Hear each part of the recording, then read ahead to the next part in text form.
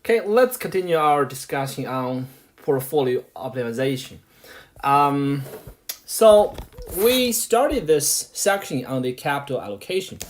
So remember what is the problem here? If the problem is about how should we allocate capital between two portfolios, the risk-free asset and a risky portfolio P.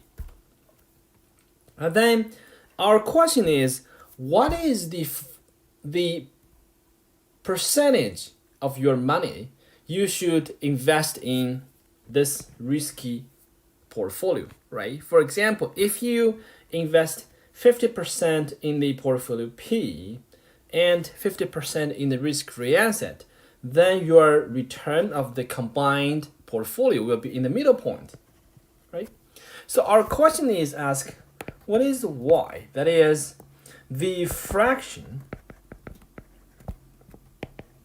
of your money you want to invest in this risky portfolio P. And then to understand this question, we need several components. The first component is about this utility function. And we know that this utility function is used to measure the attractiveness of different portfolios, right? And you can see that basically it has three elements: the expected return, and the risk, and the measure of risk aversion, and the variance of the portfolio's returns, which is essentially a risk measure. And then the second component to understand this allocation problem is the capital allocation line. So essentially we wanted to draw a line which connects the risk-free asset and the risky portfolio P. It is called capital allocation line. You can see that in the end, you will allocate your money on this line, right? As I said, if you're allocating 50% in the risky portfolio, then you will be here. And if you're borrowing 50%, and then if you use this borrowed money with your own money to buy this risky portfolio P, then you will be here, right? And we learned here your portfolio weight on the risky portfolio is 150%. And now you're borrowing money. So on this risk-free rate, you have a minus 50% portfolio weight. And one little result about this portfolio weight is when we are talking about it, the sum of portfolio weights has to be 1, right? So here you can see that 150% minus 50% gives you 100%, which is essentially 1 here. Okay, so we finished the capital allocation line, and then we could discuss the optimal capital allocation. So in a more rigorous process, ideally, we will actually think about how utility function interacts with capital allocation line. And then you will be find out the optimal allocation. And that is the process used by the textbook. However, this requires some little more understanding in intermediate microeconomics. So to avoid going into this technical details, I'll just give you the answer here. So remember that the question is about allocation Y to the risky portfolio. And the optimal allocation, that is the optimal value of Y here, is given by this formula.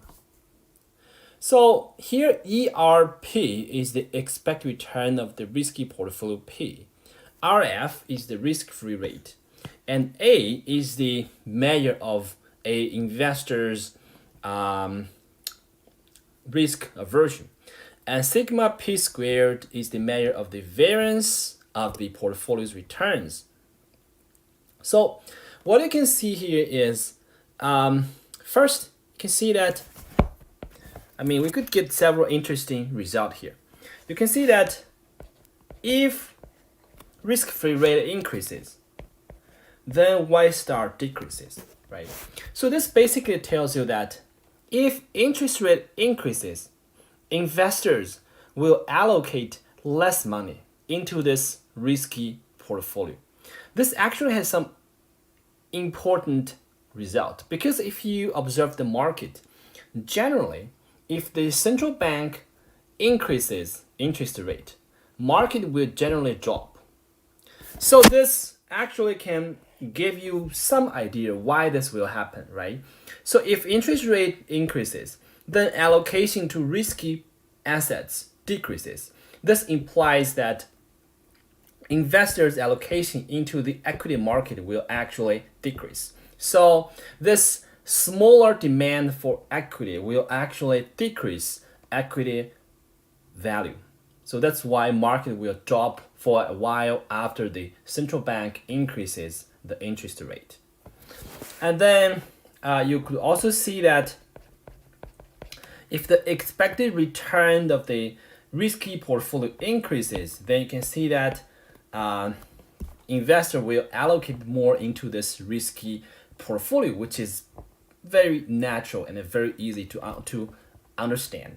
And you can see that if the variance of the risky portfolio increases, Y star decreases. So this means that if the risk becomes higher, then the allocation to the risky portfolio will decrease, right? So this is also easy to understand because investors essentially don't like risk. And then as A increases, Y star decrease. So this basically says that if this investor is more averse to risk, then she will allocate a smaller amount in the risky portfolio P, right? So it's again very easy to understand.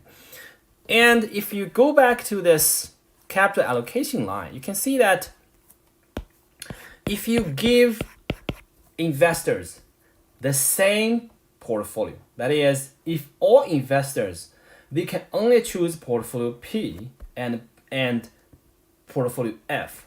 In the end, investor will still have different combined portfolios.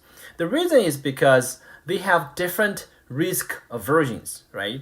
So basically, if an investor can take a lot of risk, possibly this investor will be here. So basically, this investor is borrowing money to build a leveraged portfolio.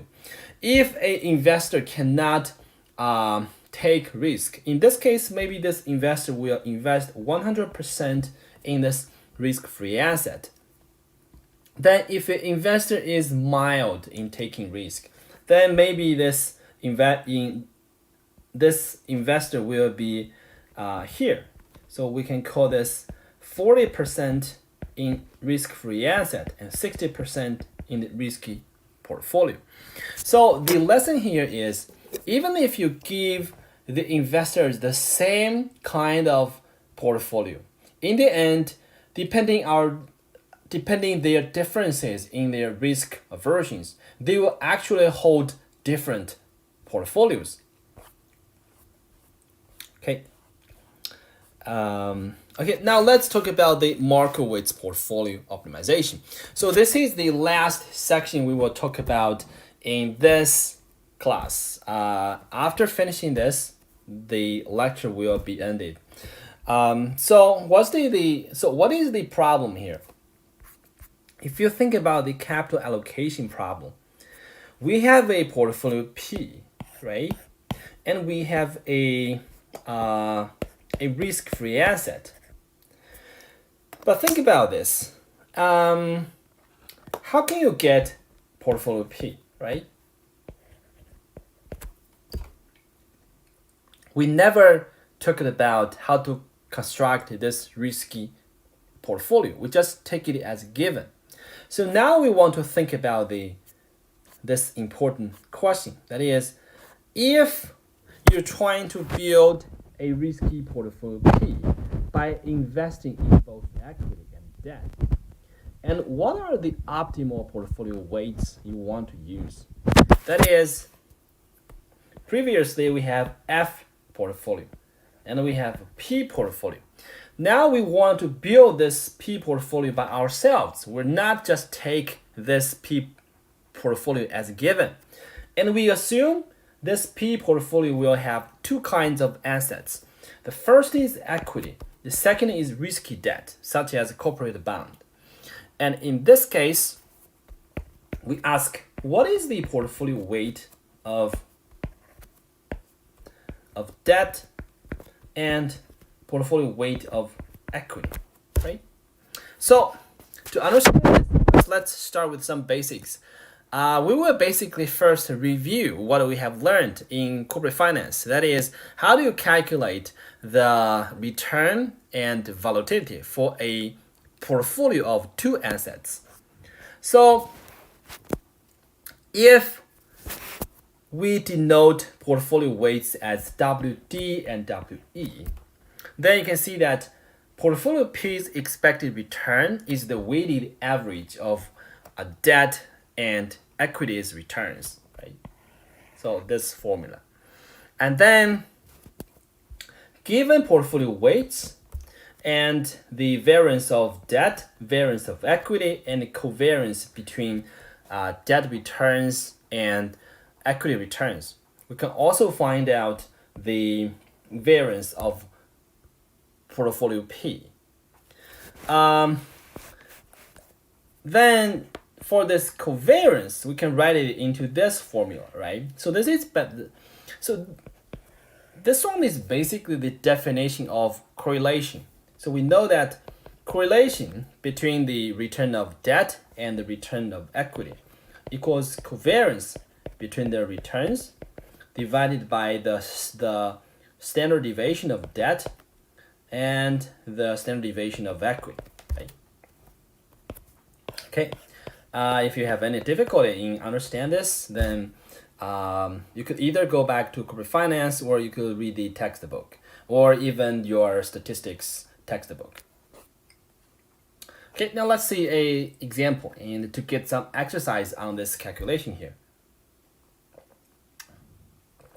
So this example says if the correlation between debt and equity is -1. Remember that when we're talking about the correlation, right? Correlation always between -1 and 1, right? And if we have this -1 correlation, it basically means that there is perfect negative correlation between debt and equity. And if there is perfect negative correlation, a perfectly hedged portfolio with zero variance can be constructed. So basically it says that if this perfect negative correlation can be satisfied, then we can actually choose portfolio weight on debt and equity to construct a perfectly hedged portfolio whose variance is actually zero.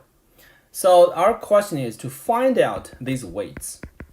This one is actually pretty simple. So if you look at this formula here, so you can see that if the correlation between, okay, let me write this down. So if the correlation between debt and equity is -1, then this implies covariance between our D and our E would be given by the multiplication of standard deviations. And then the variance of the risky portfolio P would be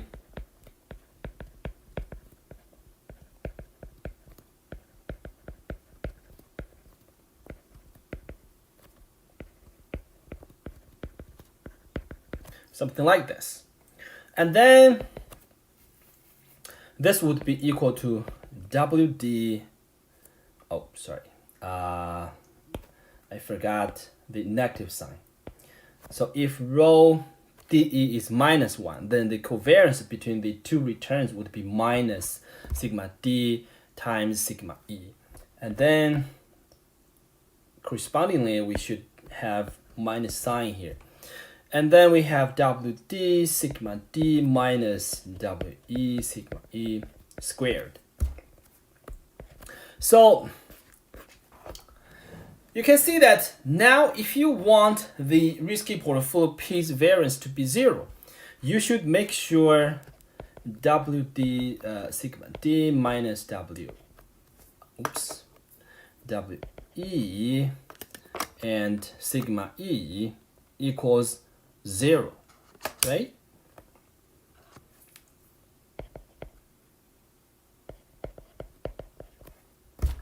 And we also know that we're talking about portfolio weights, and this portfolio has only debt and equity. So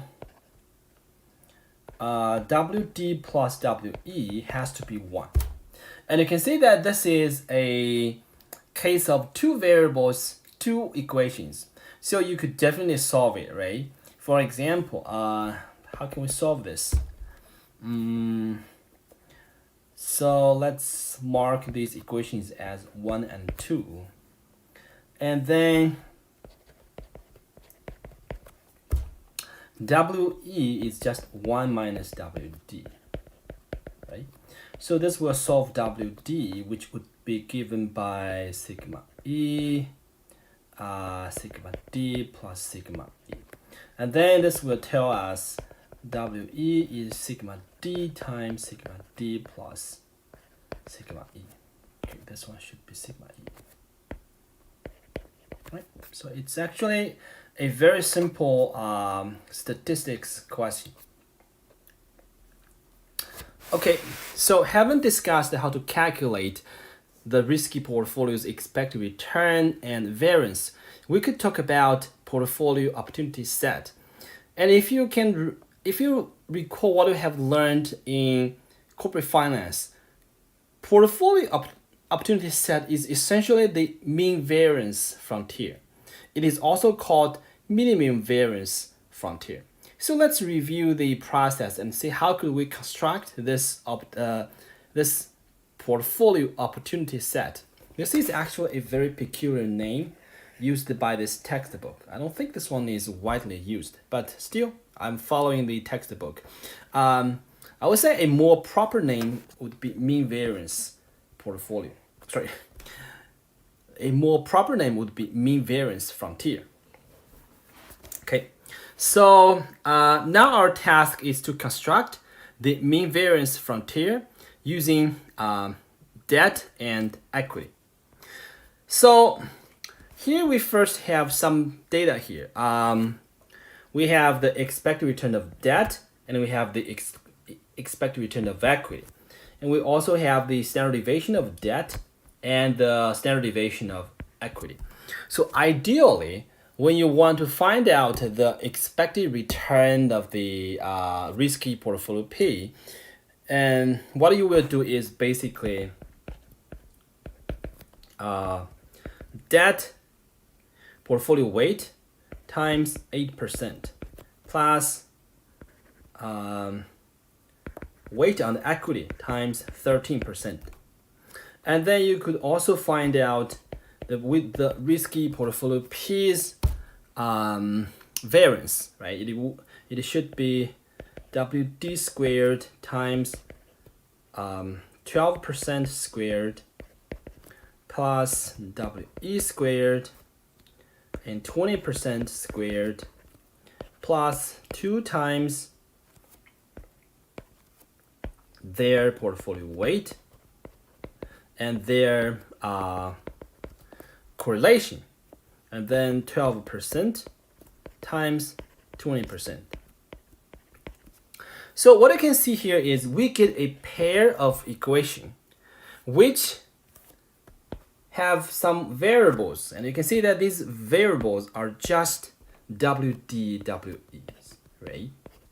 So basically you can see that if you give me WD and WE, then I can solve the expected return on the portfolio P and the variance on the portfolio P. And that's the basic idea how to construct this mean variance frontier. So let's see how could we do this. What I can do here is just simply by this experiment. So here, let's say if WD is 0, then the portfolio weight on equity has to be 1. So given these portfolio weights, using this formula here, we would be able to solve the expected return on the portfolio P. And then given the portfolio weight, given the correlation between debt and equity, we would be able to solve the portfolio's standard deviation, right? Just use this second formula. So obviously you can see that if you have different correlations, you will have different standard deviation, right? So our main focus is this guy and these guys. For example, if I want to draw the mean variance frontier when the correlation is 0, I will focus on these 2 columns, and I will draw the expected return on the vertical axis, and I will draw the portfolio standard deviation on this horizontal axis. So you can see that if you do this, you will have a curve look like this. And because we have different rows, we have different correlations, we will have different curves. That is, each curve is corresponding to a single correlation, right? So we have 4 different correlations. So we will have 4 curves. And each of these curves is called portfolio opportunity set or mean variance frontier, or you could call it as the minimum variance frontier. Right, these names are the same.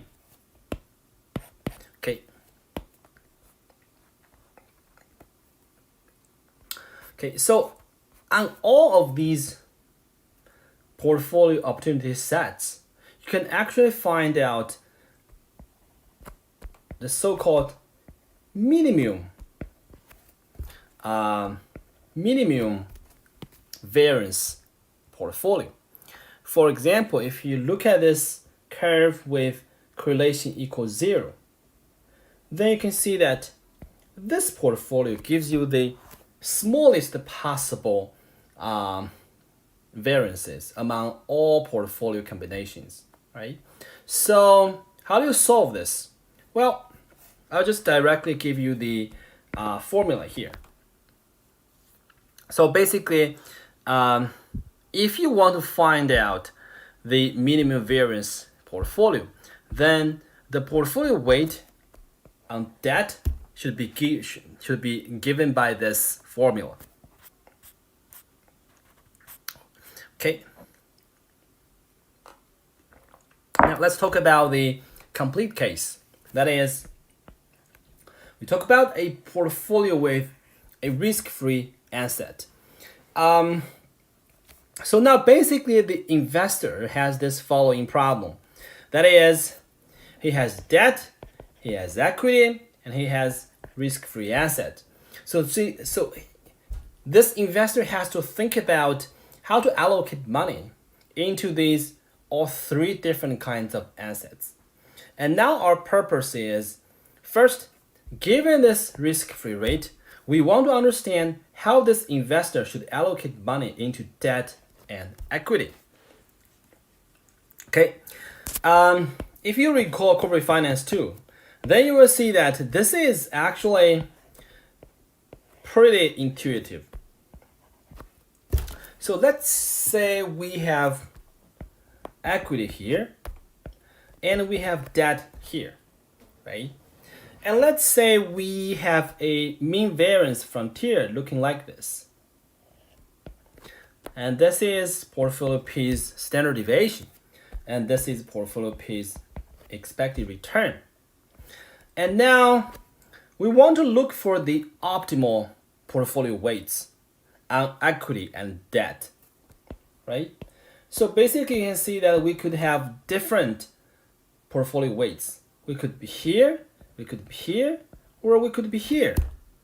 So what kind of portfolio weights should we use? Well, to understand this, we need to understand this risk-free rate. So let's assume now we have a risk-free asset. And what this investor will want is the allocation problem, right? So let's say if the investor decides to choose the minimum variance portfolio, right? So this is the point where the investor can get the smallest possible variance. And then this investor will think about the allocation problem between F and this minimum variance portfolio. So this is essentially the capital allocation line. Now let's think about a different portfolio here. Again, given this risky portfolio on this mean variance frontier, the investor will think about how to allocate money between the risk-free asset and this risky portfolio. So we will again have a second capital allocation line. Now let me ask you a very simple question. Which capital allocation line is better? You can see that clearly the second one is better. Why? Well, if you pick any sigma p, you can see that the capital allocation line 2 always gives you a higher return, right? And given the same level of risk, investors should definitely prefer a higher return. So capital allocation line is better than capital allocation line 1. Now we could continue this process. Can we draw a line like this? Well, we cannot, right? Because we cannot find a risky portfolio which is on this line. So what is the best capital allocation line we can have? Well, it should be something like this, right? So this is the best capital allocation line. So what you can see here is the best capital allocation line gives you the highest possible slope. And at the same time, this capital allocation line has to touch this mean variance frontier. And we learned in the last class, the slope of a capital allocation line equals portfolio P's Sharpe ratio, right?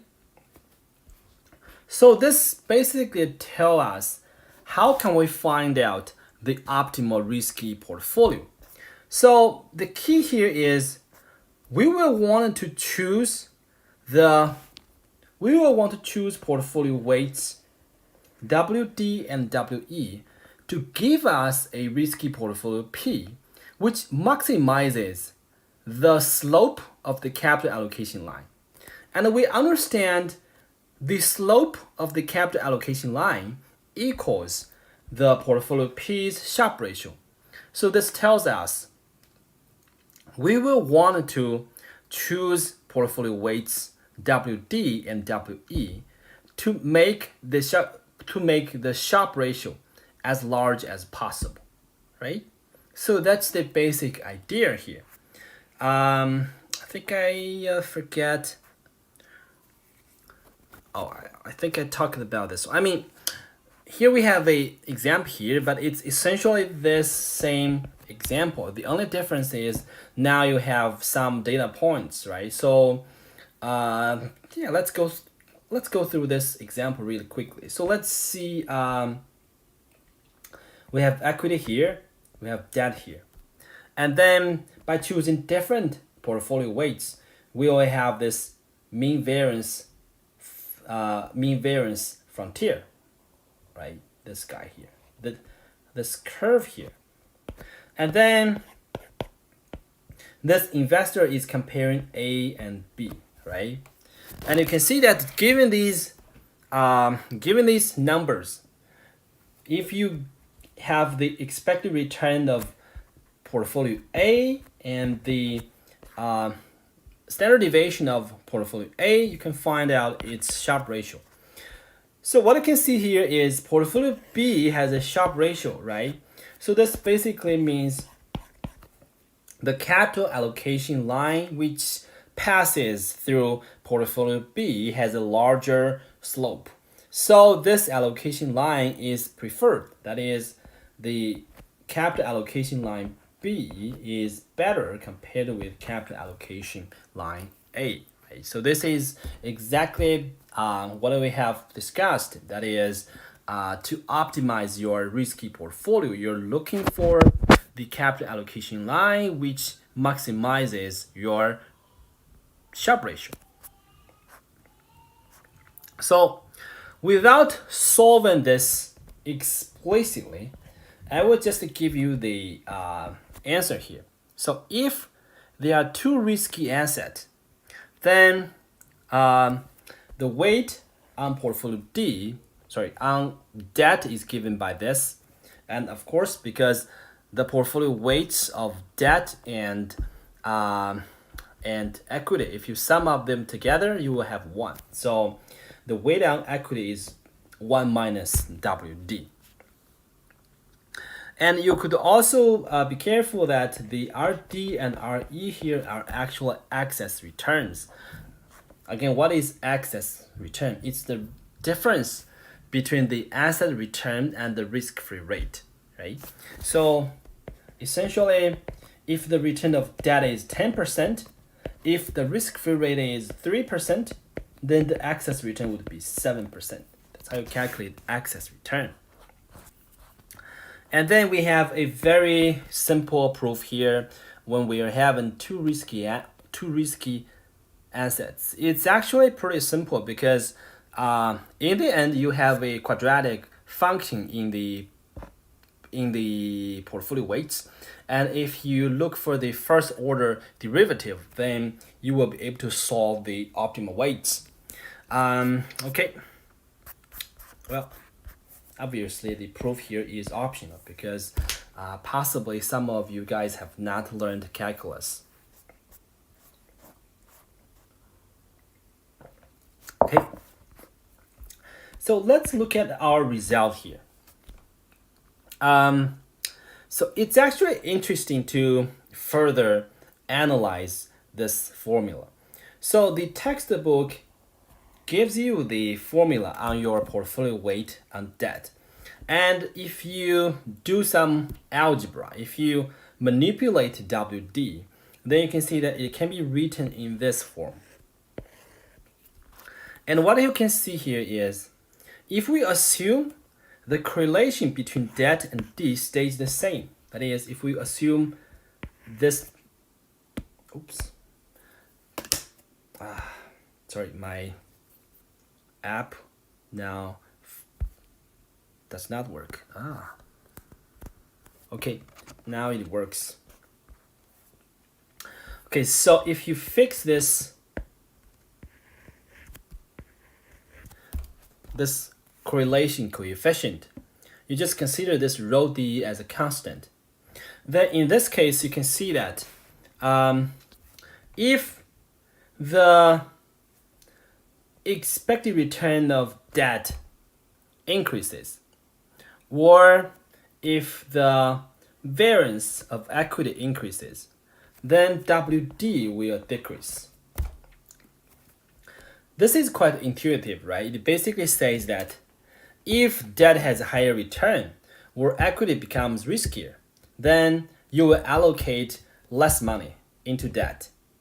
And then you could also see that if the equity return, if the expected return of equity increases, and if the debt variance increases, then WD decreases.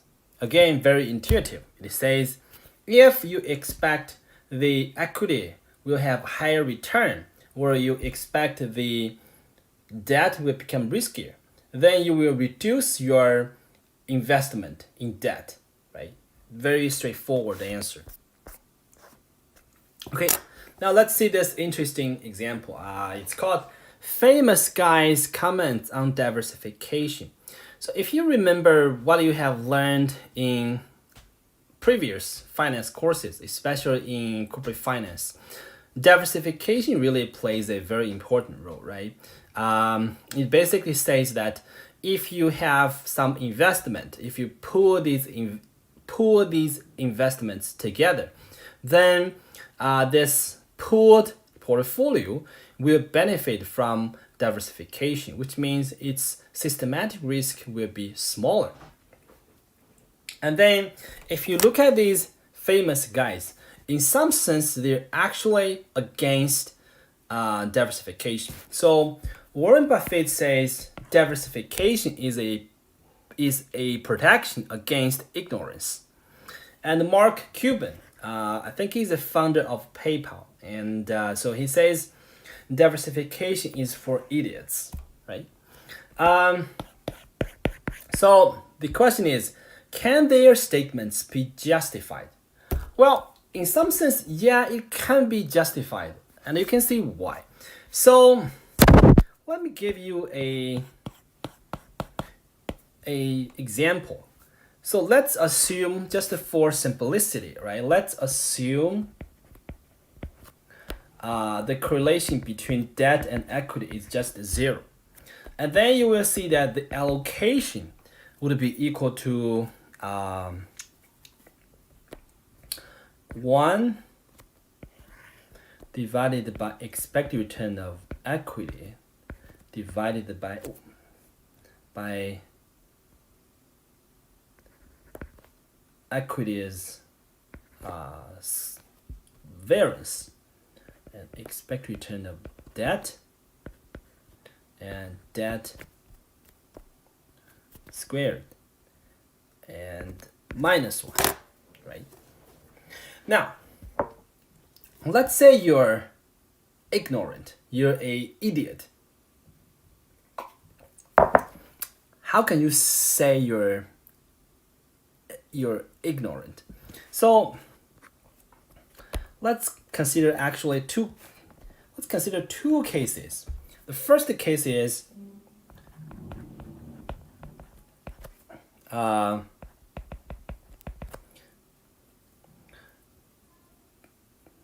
so in this case, let's say we will have some number like this. No, it equals let me think about a answer here. This has to be 3, right? So let's see what happens in this case.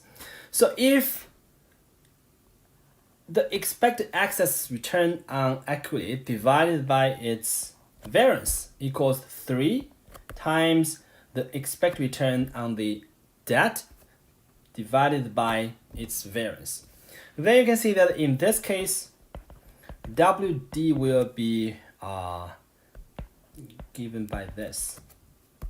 So it's 1/2. Essentially, it means in this case, you will allocate 50% into debt and 50% into equity. So this is diversification, right? Now let's look at a second case. So let's say in this case, you have different numbers. So let's say in this case, it actually equals 2 times RD and sigma D squared. Okay.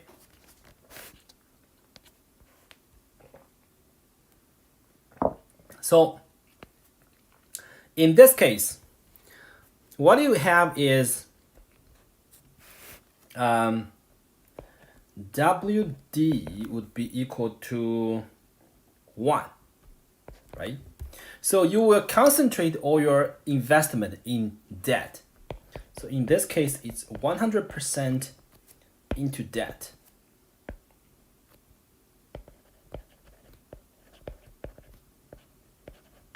into debt, right? So in the first case, we have diversification. In the second case, we don't have any diversification. It's just fully concentrated in debt. Now, think about which case you're more ignorant. Well, in this case, let me use a different color. In this case, you're more ignorant. Why? Well, let's see why. So, in the first case, you can consider something like this. In the first case, okay, I guess I can further, I guess one thing to make this simpler is to let's further assume something, let's further assume some numbers. This will even more, this will be much easier. So let's assume the expected return on the equity divided by variance on the equity is 1, right? So now I will have a better life. So this is 1, this is 1, which means the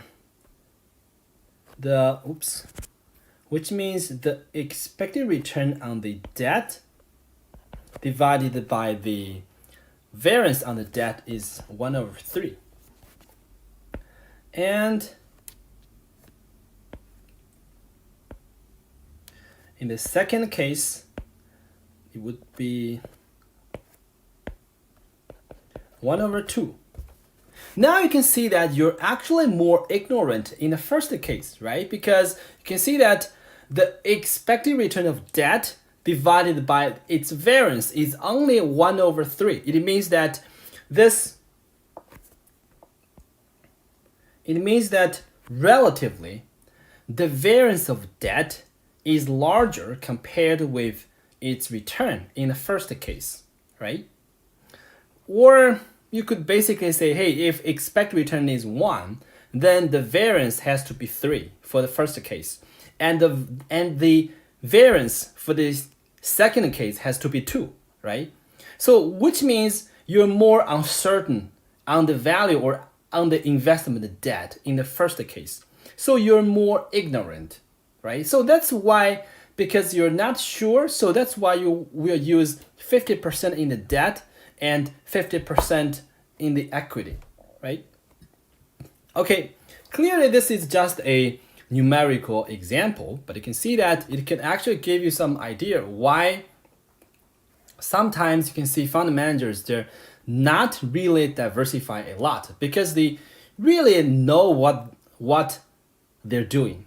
So in this case, it basically means that the variance in their estimation is quite small. So they will actually build a concentrated portfolio. Okay. Okay, good. Now let's see this example here. So this example is a very nice one. It basically gives you the full process of building a optimal portfolio. So let's see how this works. We again have debt and equity. And then we have some numbers, right? Expected return, standard deviation, and covariance. So basically, given these 5 data points, you should be able to calculate the risky portfolio P's return and its variance if you have the data on portfolio weights. So let's see the answers here. I actually forget to add risk-free rate is 5%. Okay, determine your optimal risk portfolio, which is you have to determine what is the portfolio weight on D and the portfolio weight on equity. And second question is, given the risk-free rate is 5% and your risk of and your risk aversion parameter A is 4, what is your optimal allocation? That is, what is the percentage you will allocate to the risky portfolio? And what are your overall portfolio's allocation, expected return, volatility, and Sharpe ratio? So this one looks actually quite confusing. Even we have very small amount of data here. It works like this. First, you have D and E. So your first task is to use D and E to build a risky portfolio P. And then you have to think about the allocation between P and the risk-free asset, right? So let's see how could we solve D and E. Well, it's just by using the formula we just talked about, right? So we learned about this formula. And what we need to do is we just plug in numbers. The only caveat here is this guy, right? So you can see that we know that the return on D is 8%. And then RD is excess return. So it's 8% minus risk-free rate, right? So that's why you see this here, 8 minus 5. Of course, you can see that the textbook solution remove this percentage sign, but in the end, the answer should be the same. So this will give you the answer, which is you will invest 40% in debt and 60% in equity. And this portfolio weight will give you the largest possible Sharpe ratio. So now you basically know how to construct portfolio P. Right? That is 40% debt and 60% equity. So in reality, right, in actual life, a lot of the pension funds, they actually use 40% debt and 60% equity. So it's a industry adopted convention to allocate assets. Okay, what's the next question? Okay, so let's say if your risk aversion parameter A is 4, determine what is the percentage you want to allocate your risky portfolio. Well, this will rely on our knowledge in the capital allocation line, right? We learned that to solve the allocation to the risky portfolio, we will have to use this formula. And you can see that this formula has 4 inputs. Portfolio P's expected return, risk-free rate, risk parameter A, and the portfolio P's variance. And you can see that it's very easy for us to get these numbers. We know this is 5%, and we know A is 4. Now, how do you get the expected return of P? Well, this is easy, right? Because we have solved that we will have 40% in debt and 60% in equity. So given the returns of debt and equity, it's pretty easy for us to find out the portfolio P's expected return. So you can see that portfolio weight times their respective returns. This gives us the expected return of the portfolio P.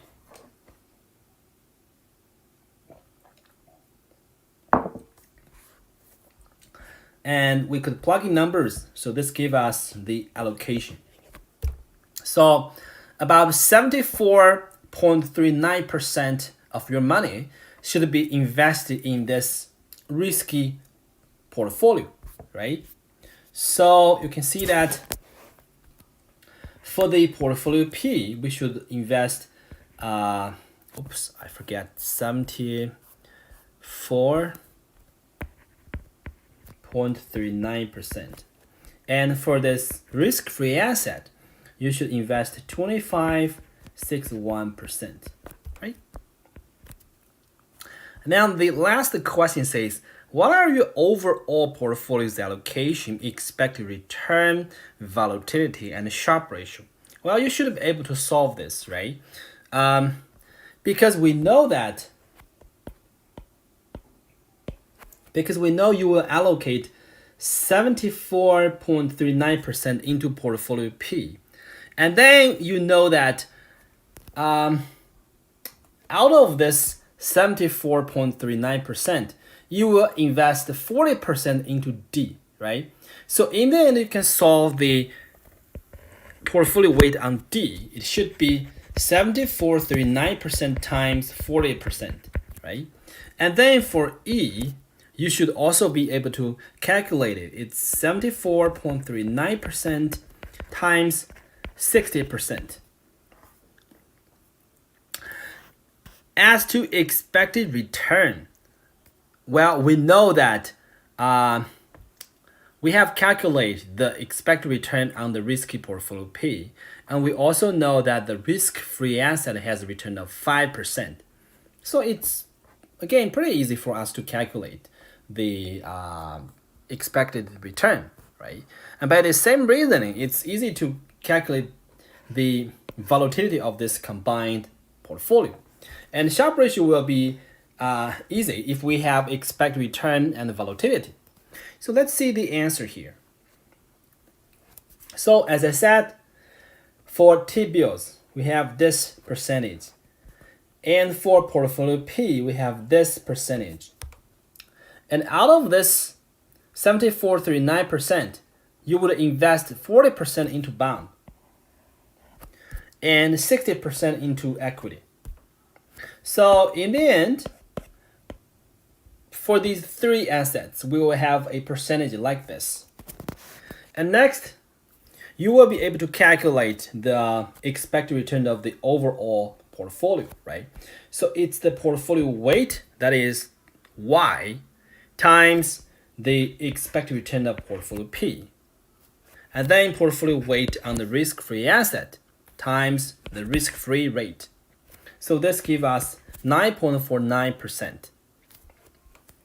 And then overall portfolio's volatility, it equals Y, that is the portfolio weight on the risky portfolio P, times the volatility of the risky portfolio, which is 14.2%. So this gives us the overall portfolio's volatility. And then Sharpe ratio will be easy to calculate here, right? We have the expected return. So we will calculate the excess return. So expected return minus risk-free rate, and divided by the standard deviation of the portfolio here. So this gives us 0.42%. Okay, so let me summarize the process here. This is a very famous Markowitz portfolio optimization model. So modern portfolio theory is really based on this optimization here. This optimization talks about how could we allocate into different assets when we have risky assets and a risk-free asset, right? For example, in our two risky asset portfolio, we have bond and equity, which are two risky assets. And then we have also a risk-free asset, which pays you 5% per year. So there are three steps. The first is we want to find out the minimum variance frontier of risky asset. The caveat here is when you're constructing this frontier, you're only focusing on risky assets. And next, after getting this risky assets, frontier, you will find out the optimal portfolio of risky assets by finding the capital allocation line, which gives you the largest Sharpe ratio. And then you will choose your complete portfolio by mixing the risk-free asset with the optimal risky portfolio. So if you recall what we have done here, it's exactly like this, right? So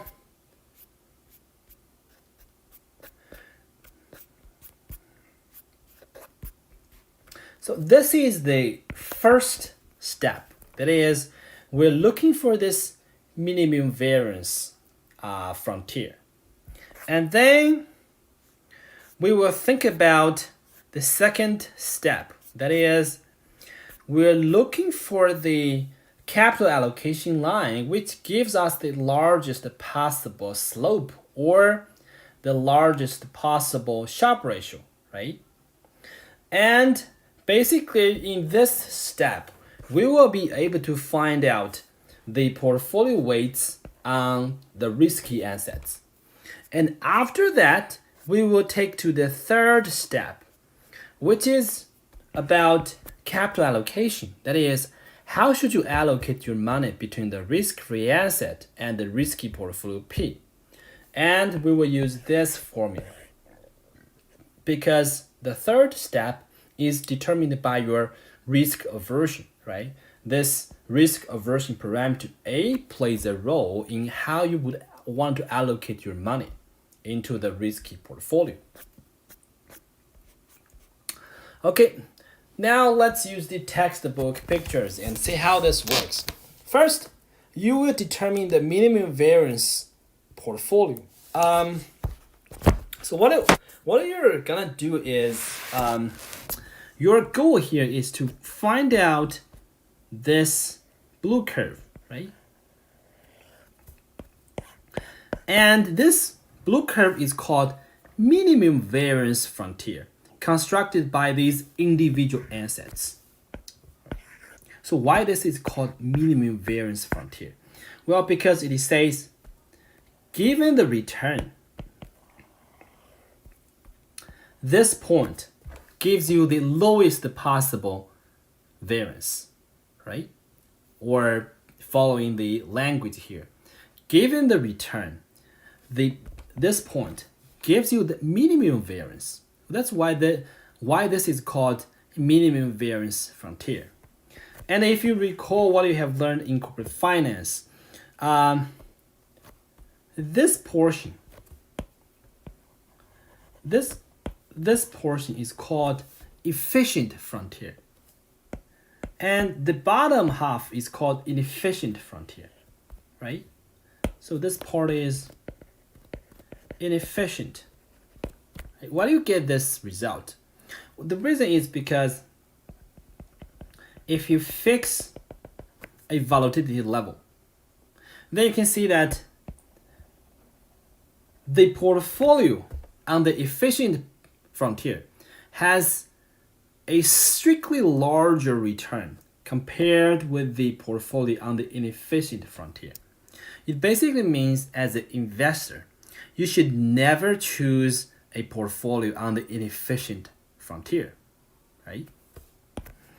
And you can also see that we have this global minimum variance portfolio. You can see that it's called global because this portfolio has the minimum variance among all these possible portfolios on this minimum variance frontier, right? Okay, so how do you exactly construct this minimum variance frontier? Generally, if you know some programming language, you will have some package which actually quickly will draw out this efficient frontier. But without talking about those details, we could also talk about intuitively how can you do this. There are basically two ways of computing the efficient frontier. That is this portion. So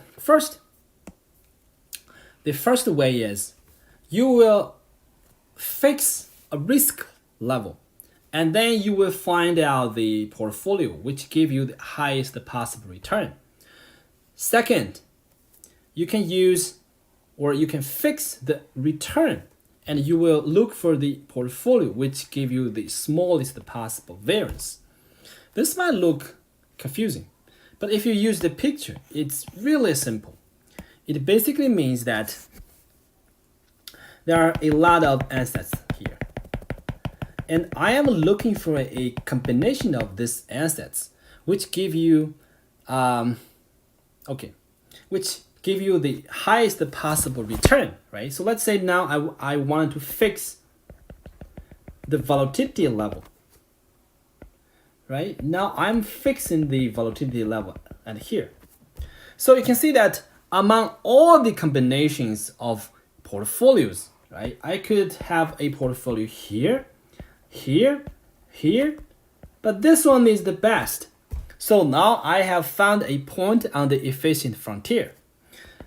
Next, I will move to a different level of volatility, right? I will find out this guy is the best. So basically by fixing the volatility sigma, I can find out the portfolio which gives me the highest possible return. And then I move to a different sigma. I will find out a different efficient portfolio which gives me the highest possible return. So continuing this process, in the end, I will be able to find out this curve here, right? And then the second way says you can also fix return. So fixed return means, let's say if I fix this return here, now your goal is to find out the combination which gives you the lowest possible variance. So you could choose a portfolio here, here, here, but you will choose this guy, right? This is your optimal portfolio at a given level of return. So, very similarly, you will move expect return here. Again, you can find out this guy here. So by moving your returns, in the end, you will be able to look for, or you will be able to find out this curve, efficient frontier. Okay. Second, you will search for the capital allocation line, which gives you the largest possible Sharpe ratio, right? We talk about this. That is, if you compare these three different portfolios, P, A, G, and you can see that the capital allocation line P is strictly better than A, which is strictly better than L. So in the end, you should pick this P as your optimal risky portfolio. And you can see that this also tells you that if you have the risk-free rate, the optimal risky portfolio is actually unique, right? You will only find out this one risky portfolio, which gives you the largest possible capital allocation line. Which gives you the capital allocation line with the largest possible Sharpe ratio. And then you will choose a complete portfolio, right? In this case, you can see that after finding out P, you will allocate between F and P, depending on your risk aversion. If you're very risk averse, you could be here. If you're more willing to take risk, you will be here, right? Okay, last page, the two-fold separation theorem. The textbook used the name separation property. So this is actually a quite famous theorem in this modern portfolio theory. It says that portfolio choice problems can be separated into two independent tasks. The first one is you will find out the optimal risky portfolio, which maximizes your Sharpe ratio. The second task is allocate the complete portfolio to risk-free asset and the risky portfolio. So you can see that this result is interesting because the first step is purely technical. Here, the wording purely technical means that it is the same across different investors. Or you could say the optimal risky portfolio is the same for all investors, regardless of their risk aversion. Because if you look at the process of finding the risky portfolio P, we never mentioned anything about risk aversion, right? To finding out portfolio P, you only need returns, correlations, risk-free rate. So this basically means that if investors they are facing with the same set of returns, correlations, and risk-free rate, then they should pick the same portfolio P, right? So that's why we say it's purely technical. No matter whether this investor is risk averse or not so risk averse, they will have the same portfolio P. And then you can see that the second step, that is when you're allocating your complete portfolio to risk-free asset versus the risky portfolio, this step will depend on investors' risk aversion. That is, depending on the parameter of your risk aversion. Even these investors, they have the same portfolio of P, their combined portfolio will be different, right? So basically, if you are very risk averse, then you will move closer to this risk-free asset. So your combined portfolio will invest more in this risk-free asset. And if you can take risk, you will move closer to portfolio P. So your combined portfolio will invest more in this risky portfolio P. So you can see that even investors have the same component portfolios F and P, their combined portfolios will be different because their risk aversion is different. Okay, that's for today's class.